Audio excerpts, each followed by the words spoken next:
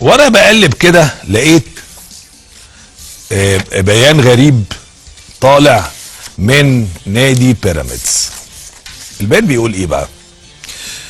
بناء على البيان السابق، خدوا بالكم البيان ده صدر ليه؟ لانه اتحاد الكرة قال اللي هيحكم مباراة فاينل كاس مصر يوم 10/4 حكم مصري. بيراميدز من الاندية اللي في اندية كده بتحب كده في مصر ومعروفة، اندية معروفة يعني بتحب دايما تعيش في طوب المؤامرة طول الوقت.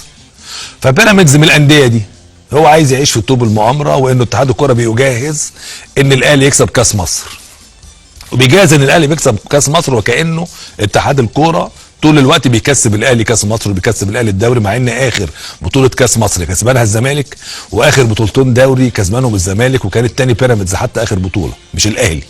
فاذا فكره ان الاتحاد الكوره بيشتغل لصالح النادي الاهلي مش موجوده. والاهلي اكتر نادي كان معترض على التحكيم الموسم اللي فات وقت الكابتن عصام عبد الفتاح، لغايه ما جه الراجل كلاتنبرج، وبعدين جه دلوقتي الراجل بريرا.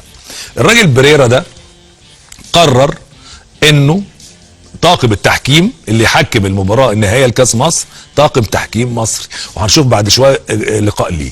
والراجل قال ان زي انتوا عايزين كره قدم متقدمه لازم تدوا الثقه لحكامكم، وبما ان المباراه اهلي وبيراميدز مش اهلي وزمالك على اعتبار الشحن الدائم والتوتر الجماهيري الدائم بين الاهلي والزمالك، فيقودوا طاقم تحكيم مصري اذا كنتوا عايزين كلنا نتعاون لاجل رفع مستوى التحكيم المصري. نادي بيراميدز طول الوقت شايف انه يعني بيمن على مجتمع الكوره المصري في صياغته للبيانات، هو بيشوف كده، مع انه ما فيش حد في مجتمع الكره المصري ضد نادي بيراميدز، بالعكس احنا كثيرا اشدنا بالتجربه، وكثيرا فتحنا دراعاتنا للتجربه، وكثيرا قلنا تجربه رائعه جدا، وكتير بيراميدز في ماتشات ليه كانت الناس بتشجعه والناس عايزاه يكسب او واثرى الكره المصريه، وعنده لعيبه، مع ان كل اللعيبه اللي عنده كلها جابها من انديه مصريه اخرى، يعني ما جابلناش 10 لعيبه من بره مثلا جامدين جدا ولا حاجه، لا ده كل النجوم بتاعته المتالقه جدا. لما تيجي تحسبهم هتلاقي ابراهيم عادل، وهتلاقي عبد الله السعيد، وهتلاقي رمضان صبحي، وهتلاقي نجوم، يعني نجوم الكره المصريه يعني كلهم، وعلي جبر وغيره يعني. فاذا واسامه جلال ومحمد حمدي فاذا نادي بيراميدز الكفاءه اللي هو عليها دي باللاعبين المصريين. انت صرفت فلوس كتيره جدا وجبت لعيبه مصريين من جميع انديه مصر، وبقيت من اهم انديه مصر دلوقتي، لكن الصياغه اللي بتتكتب بيها البيانات فيها من على الكره المصريه، محدش هيقبل ده مهما كنت انت بتصرف. واللي بيصرف مش معناه ان يبقى على راسه ريشه، اللي بيصرف اول حاجه يبقى بيفكر فيها كيف يلتزم بالقوانين. انا هسال بيراميدز سؤال، بما ان الملك بتاعه راجل محترم السيد سالم الشمسي، هو راجل اماراتي الجنسيه وبنحترم استثماراته، وكان قبليه السيد تركي آل الشيخ بنحترمه جدا وبنحترم استثماراته، هو من ادخل الفكره في مصر ومشكور عليها جدا، بعيد عن اختلافاتنا واتفاقاتنا مع المواقف اللي كانت موجوده من نادي بيراميدز، لكن في الاخر احنا بنشكره على هذه التجربه. البيان بيقول ايه؟ بناء على البيان السابق بتاريخ 13 يناير، فاكرين كان في بيان من 13 يناير بيراميدز عمل فيه كلام كتير جدا، واتهم اتحاد الكوره بمجامله الاهلي، وجاب احداث وجاب مباريات وجاب مواقف وجاب حاجات. انا معايا البيان القديم بس طويل جدا جدا مش هلحق اقراه كله يعني، انما خلوني يعني وكان وقتها اتهم ان اتحاد الكوره بيعمل له ماتشات الساعه 3 الا ربع وما بيعملوش ماتشات بالليل زي الفرق المنافسه و سيبك من كل الكلام ده، توقيت سيء وان الناس يعني بتحاول انها تفطس فيه.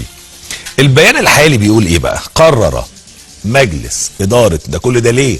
عشان فاينل كاس مصر هيتعمل بحكام مصريين، وكأن الحكام المصريين دول يعني ارضى انواع التحكيم. خلينا نشوف.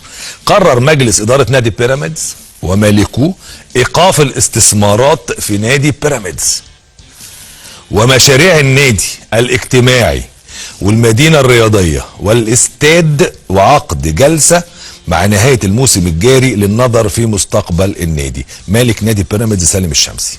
اولا من هذا البيان هنكتشف ان بيراميدز عنده اجنده بعمل استثمارات ومشاريع في مصر احنا ما نعرفش عنها حاجه، ده احنا عرفناه من البيان ان هو عنده نادي اجتماعي، مشروع نادي اجتماعي ما حدش قال لنا، وما شفناش حجر اساس ليه. المدينه الرياضيه برضو ما حدش قال لنا، يعني بيراميدز ما اعلنش ان هو بيستعد وهيجهز مدينه رياضيه في مصر.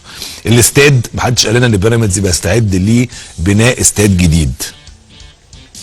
انت اذا كنت بتلعب في الدوري الانجليزي هل تجرؤ؟ وهاخد مثال نادي مانشستر سيتي اللي بينافس على قمه الدوري الانجليزي وبطل البريمير ليج كتير في السنوات الاخيره، واحد الانديه اللي بتحقق نتائج رائعه جدا في دوري ابطال اوروبا، واحد اهم انديه اوروبا دلوقتي.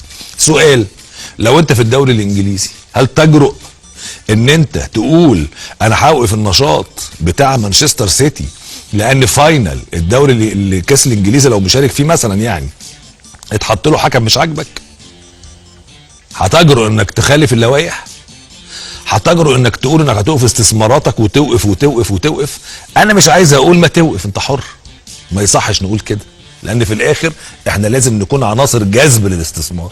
هو قال يا جماعه انا بقول عايزين حكام اجانب والفلوس على الترابيزه اهي، الناس هتتعاطف معاك اكتر من ان انت تهدد الجانب المصري، جانب الكره المصري، بان انت هتوقف كل الاستثمارات وتنظر في نهايه الموسم في مستقبل النادي اللي هو هتعمل ايه يعني؟ ما هو النادي ده كان اسمه الاسيوطي لغايه 4 سنين فاتت، وكان ماشي برضه في الدوري، ما كانش عندنا مشكله في الدوري خالص على فكره. ولو اتلغى النادي هيكمل الدوري، ولو بقي النادي هيكمل الدوري، ولو اتشال النادي خالص هيكمل الدوري، واللعيبه هتروح انديه تانية، مش هيبقى عندنا مشكله. المشكله عندنا ان في ناس تتخيل وتتصور ان هي فوق الدوري المصري، ان هي فوق المسؤولين عن الدوري المصري، وده هيخلينا نروح لاتحاد الكوره. ومش عايز اتهمهم بالضعف، بس هم عندهم دايما لا مبالاه في المواقف اللي زي دي، يعني هم بيسيبوا كل حاجه تمشي كده علاوله، لكن تفتح قنوات اتصال قبل ما تاخد قرارات لا. يعني انا في حاجات بشوفها في اتحاد الكوره بستغربها جدا، مثلا بمناسبه بيراميدز يعني وازمه بيراميدز، يعني عندك ازمه، طبعا ازمه بيراميدز ولا حد هيتكلم فيها ولا حد هيحصل حاجه، اخرها واللي انا اتوقعه يعني ان السيد الوزير هيجيب الناس بتاعت بيراميدز هيقعد معاهم وخلاص وناخد صورتين والموضوع يخلص على